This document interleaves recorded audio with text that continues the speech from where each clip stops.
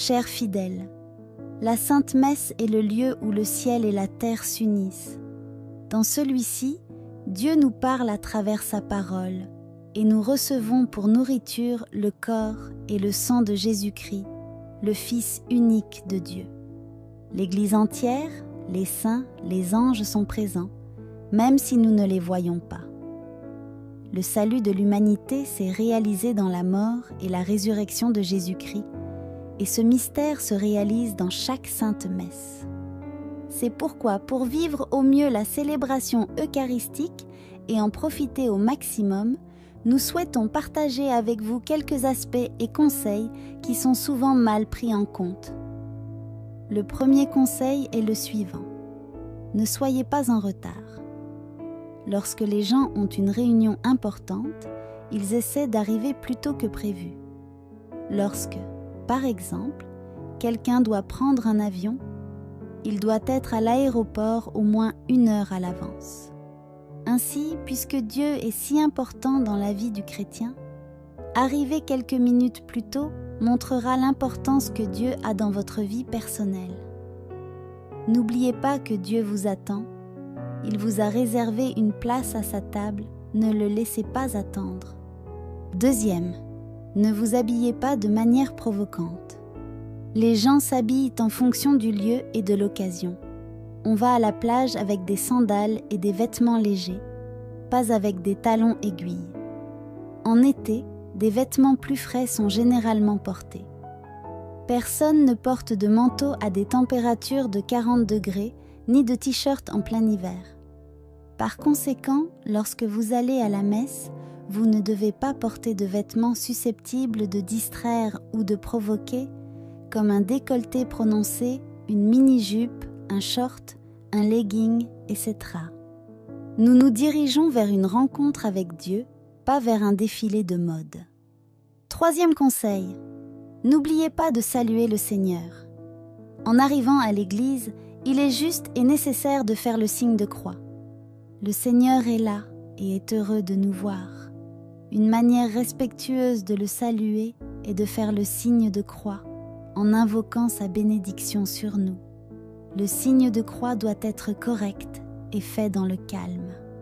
Lorsque vous embrassez quelqu'un ou lui serrez la main, vous le faites normalement, même avec affection. Il nous semblerait étrange de serrer une personne dans ses bras et de la pousser immédiatement ou de lui serrer la main sans la regarder avec un sourire. Si nous prenons soin, dans la société, de saluer les gens avec gentillesse et respect, combien plus devrions-nous saluer Dieu? Quatrième, n'hésitez pas à faire la révérence ou la génuflexion. Si vous passez devant l'autel ou le tabernacle qui représente le Christ, la révérence est nécessaire et obligatoire. Ne nous limitons pas à une génuflexion mal faite. Pensons à Dieu quand nous le faisons. Nous remarquerons qu'il nous poussera à le faire avec dévotion. Cinquième, ne pas manger, boire ou mâcher du chewing-gum pendant la messe ou à l'intérieur de l'église. L'eau n'est autorisée qu'en CA de nécessité pour des raisons de santé. En dehors de ce cas, il est irrévérencieux de manger ou de boire à l'église et encore plus pendant la messe. Vous n'allez pas à une réunion importante en prenant un hamburger ou un soda. Nous devons prendre conscience du mystère qui est célébré. Sixième conseil, ne croisez pas les jambes. Croiser les jambes est considéré comme une posture irrespectueuse. Lors d'événements protocolaires importants, où se rassemblent des personnalités reconnues, nous ne verrons jamais de personnes les jambes croisées. Notre dévouement s'exprime également par le langage corporel.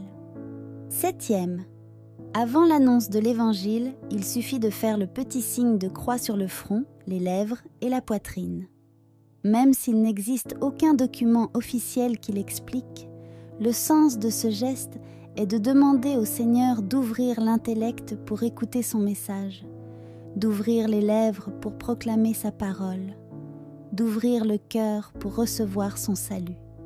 Le signe de croix complet sur le buste est omis, mais seulement devant l'Évangile.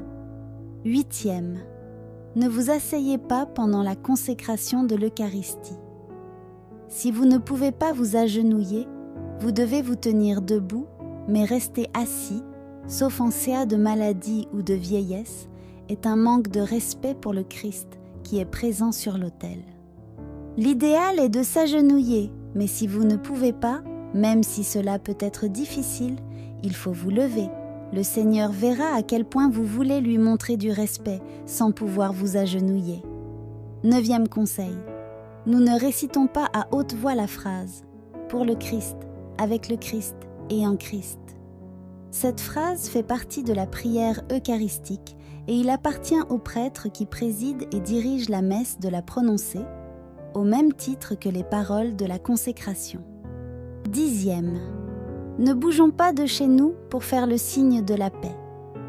Faisons cela uniquement à ceux qui sont à côté de nous et qui pourraient être au premier rang ou au bureau arrière, mais pas à ceux des autres bureaux. Nous n'en profitons même pas pour féliciter ou présenter nos condoléances.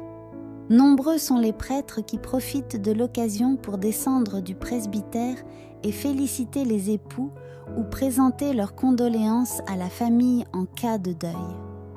Mais cela ne devrait pas être fait même par le prêtre, et s'il le fait, vous devez savoir qu'il fait quelque chose qui n'est pas son devoir. C'est un mauvais exemple et ne devrait jamais être suivi. 11e. Ne communiez pas si vous n'êtes pas prêt et préparé. Il faut observer le jeûne eucharistique, c'est-à-dire ne rien manger ni boire 1 heure avant la communion, et surtout ne pas commettre de péché grave. Dans de nombreuses paroisses, il y a des prêtres qui se confessent avant ou pendant la messe. Si vous avez besoin de vous confesser, vous pouvez arriver à l'église avec le temps nécessaire pour vous confesser d'abord ou chercher un prêtre, mais en état de péché mortel, il ne faut pas recevoir l'Eucharistie. Certes, Jésus est miséricordieux, mais souvenez-vous de ces paroles de saint Paul. Celui qui mange indigne le corps du Seigneur mange sa condamnation. 12e. Après avoir communié, nous ne parlons pas aux autres, mais retournons chez nous et parlons au Seigneur que nous venons de recevoir. Si nous n'avons pas reçu l'Eucharistie, nous faisons une communion spirituelle en parlant directement avec le Seigneur. Profitons de ces moments pour l'adorer, en demandant aux anges et aux saints de nous aider à le vénérer. De plus, remercions-le pour toutes les bénédictions reçues, disons-lui combien nous l'aimons, avec la liberté de lui demander ce dont nous avons besoin.